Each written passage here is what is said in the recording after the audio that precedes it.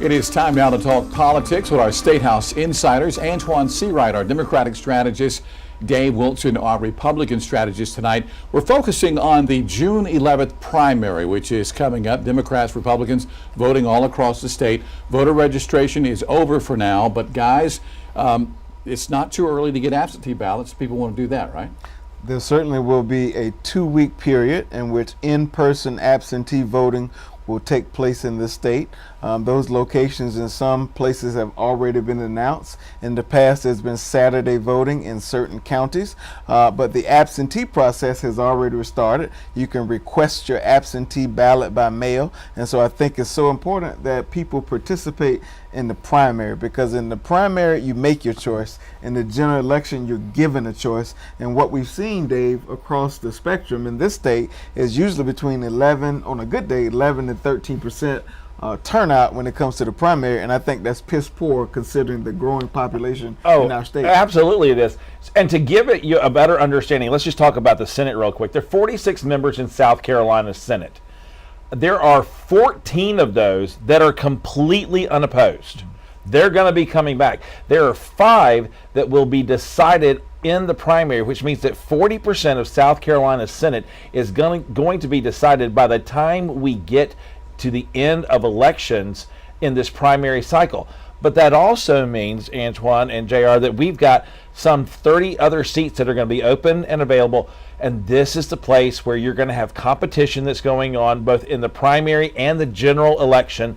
This primary process, though, is extremely important. But I will just remind you that it's not just the State House on the ballot. No, it's not. There are other races at the county level and at the local level that will be decided in the primary in some cases, or at least decided to the point of who the general election nominees will be for both parties. And let's just take one prime example. Thomas McElveen's seat. Sumter, he's a senator out of Sumter. The district is slightly redrawn now. It's got portions of Richland, Kershaw, Lee, and Sumter County now. Okay, there are 10 people who are running for that seat. 4 are Republicans, 6 are Democrats. That is a real choice for the people who live in that district to be able to make. I want to mention something. You said districts redrawn there, because that has happened in some areas here in the Midlands of South Carolina, and voters need to be aware that their district lines may have changed. The district lines change, and in some cases the place where they traditionally show up to vote have changed. So it's so important that you pay attention of knowing who your representatives are up and down the ballot, but also know where you're voting on election day if you choose to vote on election day. The best source of information I know that's legit is scvotes.org. That's the South Carolina State Election Commission's office, and they can tell you everything about who you're voting for, who's on the ballot, and they give a sample ballot on that website. That's the most important thing, folks at home. You go onto that website, you can actually put in your information, and it will pull up your ballot. Now, you don't vote with this particular ballot, but you can see what will be on your ballot, and that way you can start asking questions. You can look and go, okay, here are the people that I could possibly be voting for. Who am I interested in?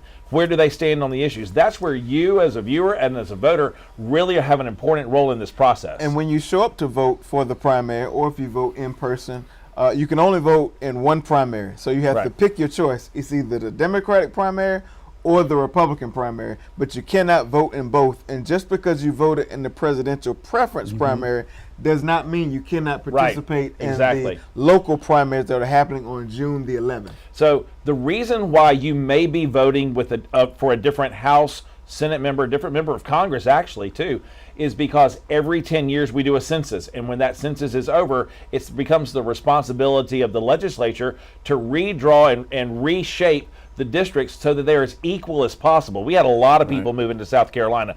A lot of people moved into Horry County. That was the fastest growing county. There are 1,000 people moving into Greenville County every single month, and that's the place where you're seeing some districts redrawn, including the one of the longest serving senator in South Carolina history, actually the one in the nation, and that's Senator Nikki Setzler out of Lexington County. His district line has now drawn all the way over to Hardin Street in downtown Columbia. He's retiring, and Dick Harpootlian, whose seat actually moved down to Charleston, is now running for that seat against Russell Ott as one of the folks in that particular race. I want to touch on something that made headlines yesterday and into today, and that's on the national scene as President Biden and former President Trump have agreed to 2 debates now, one in June, one in September, with some stipulations there. This would be like the earliest we had presidential debates ever, right, guys? Yeah, and I think that's very healthy. I think it's good for democracy, but I also think it's good for voters to be informed about who the 2 candidates are. And then there's a third element that happened today.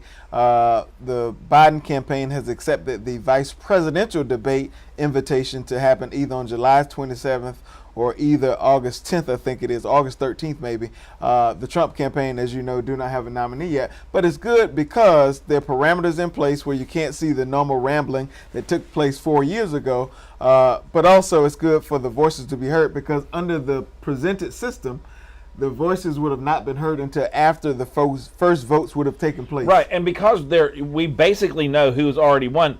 You've got the Democratic National Convention that's going to be happening in July. You've got the Republican that's going to be happening in August, or vice versa. Sorry, Republicans are first, then the Democrats. And that's typically where, now the nominee has now been officially done. Well, we already know who it is. And that's one of the reasons why having these earlier debates is going to be so vital and so important in the process. But no studio audience. This will be the first time, I believe, since Kennedy-Nixon with no live audience to hear these 2 candidates. Is that a benefit to the debate? I think that's great. And the other part you forgot is the microphones were cut off when the time period is up for each candidate, because we've seen what happened when the 2 of them attempted to debate 4 years ago. There was no real dialogue, no real display of the issues. It was more punching and grabbing. Instead, I think the American people deserve for the voices to be heard so that they can make an informed choice Maybe about we're what's showing going to them happen. something different on the air here. You know, You mean that we can actually talk? and not talk over each other all the time. You're welcome, Dad. But no, seriously, having that opportunity to be able to hear what they had to say about the issues, to know and give them an opportunity. Again, keep in mind the first televised debate was between Kennedy and Nixon in 1960, and it changed the trajectory of that election. And we're going to actually give these 2 men an opportunity to have a real robust discussion if hopefully it's managed well. Let's just see if former President Trump agrees to the debate. His daughter came out today and said debates are rigged for President Biden. We know during the primary process, he refused to debate in any shape or form. So let's just see if he comes to fruition and comes to show up for these debates. And again, the former president also asking for debates in July and August. That remains to be seen. Dave, Antoine, guys, as always, thank you so much for your time.